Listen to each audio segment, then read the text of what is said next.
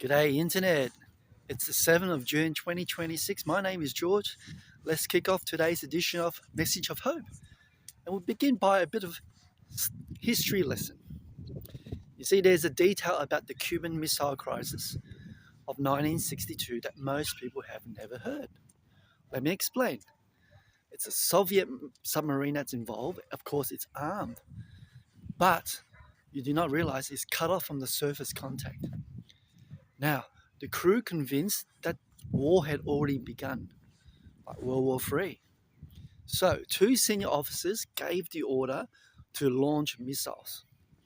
However, Soviet protocol, good on them, required 3 signatures. A third officer, he happens not to be the most senior man in the room. He's not even a politician or scientist, right? He said no. He insisted they service and wait for orders. His name was Vasili Arkhipov, and some historians believe that refusal is the reason the world still exists today. Thank God for that. He wasn't the loudest voice, obviously, and he wasn't even the highest authority, which is what I've said. It was just one person in that room, highly composed enough to pause before the point of no return. Because who knows? If it did happen, you and I wouldn't be watching this video. Now, I know what you're thinking perhaps. That's a nuclear submarine. Hey, my Sunday is a bit more ordinary than that. Oh, fair enough. But the principle that kept Arkhipov hand steady that day operates in far more ordinary rooms than a Soviet submarine. You see, it operates in offices, even in business partnerships, and you'll find it in family decisions made around kitchen tables. Of course, and the cost of ignoring it isn't always history scale, is it? But it's always real. Let's not forget that. Now, I've seen that close up, and I've seen it not from a safe distance, but real close up. I had good friends, okay, a married couple with 2 kids. They were really hardworking. They were from church. Decent people. I'm still in contact with them. Lovely. They're retired now. They told me they had colleagues starting a seafood business and wanted partners to come in straight away. I looked at them. The timing couldn't have been worse, I felt. These friends of mine were just months, maybe even just 2 months from qualifying for the long service leave. That's years of faithful work finally sitting on the horizon, waiting for them to snatch it at that time. But the group needed to move now. So, I guess it's a fear of missing out. The opportunity wouldn't wait. And so my friends stepped away from the leave they've earned and put themselves into a business partnership.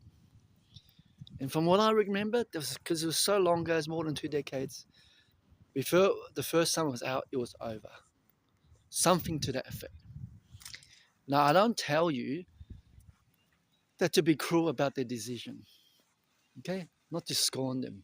But I think about that long service leave sometimes for them. That's years of work, right? In those days, it's 10 years.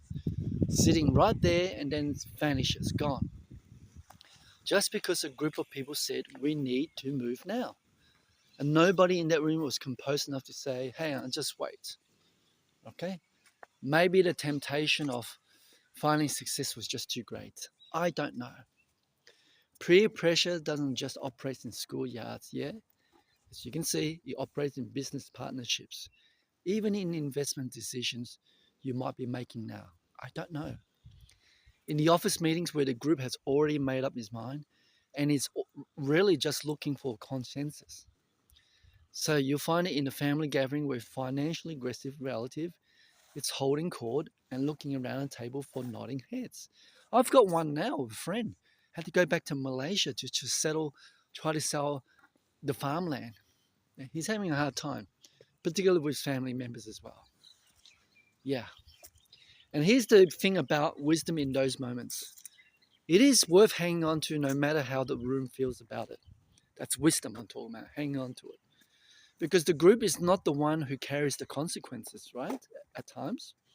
You are. I say you are. And here's what Solomon writes about that.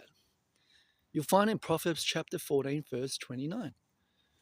And I want you to be honest with yourself about this passage. King Solomon is primarily speaking about anger, about the person who doesn't fly off the handle, and why that matters at all. See, the principle underneath it is broader than one emotion. This is what he says: whoever is slow to anger has great understanding, but he who has a hasty spirit exalts folly. Wow. A hasty spirit isn't only a hot temper. I'm sure you've seen it. It's a spirit that moves before it thinks. And that's signs because the group is signing. That speaks because the room expects speech. That launches because two officers already approve. Keep those stories in mind. Slow to anger, okay? And hear this: slow to speak, slow to commit before the situation is clear. Because that slowness definitely isn't weakness at all. And you see, Solomon calls it great understanding. King Solomon said that. Now, I invite you to subscribe right here if this is landing for you. Because like I said, and I've been doing so consistently, there's more of these videos hitting each day. So hit that button, come back tomorrow. I haven't finished yet, by the way. Now that description, slowly anger and slowly speak, sat in a very specific drawer in my memory, in my head for a long time. It's far under theology. It goes like this. It took a fairly unremarkable meeting at work to move it somewhere more useful. My background, I worked in IT support at a very household name bank in Australia.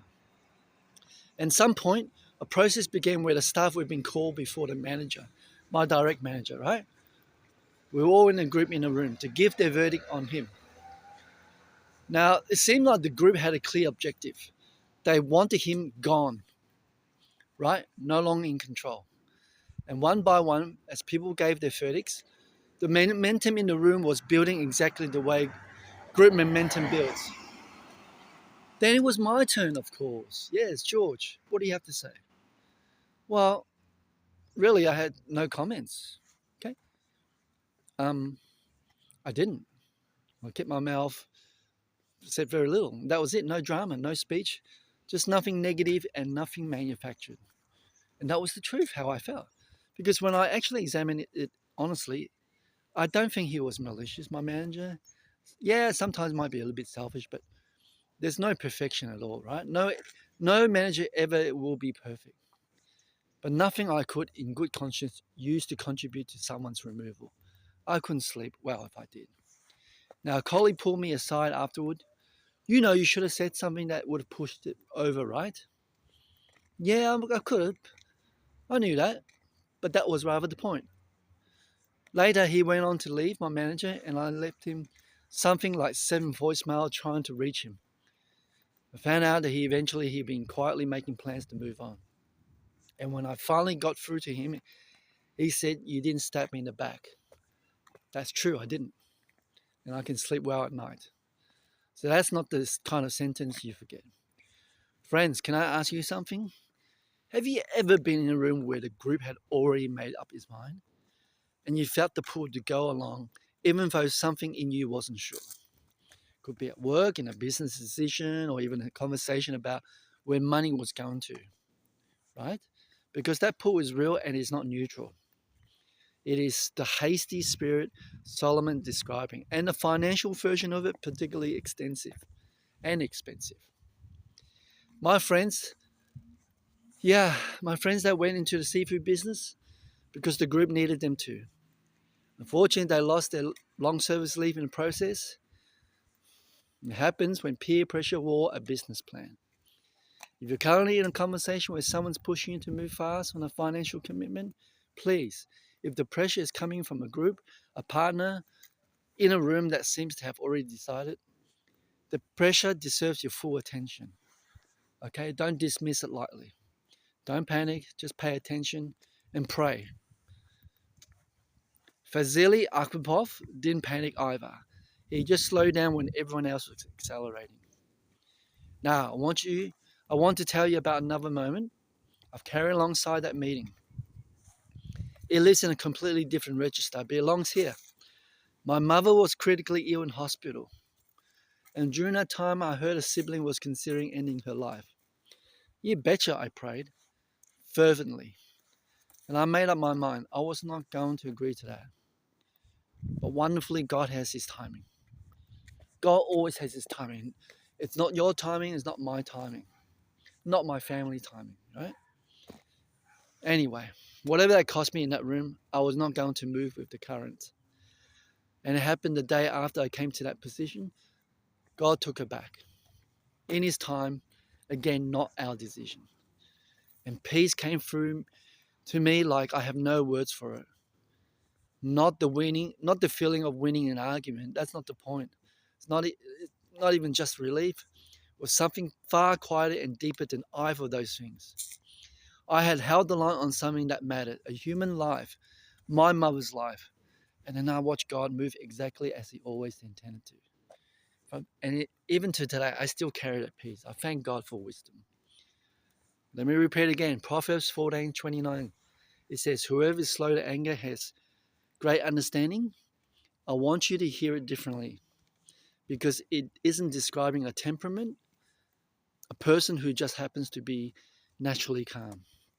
It's describing a practice, right? You need to practice these things. A slowness.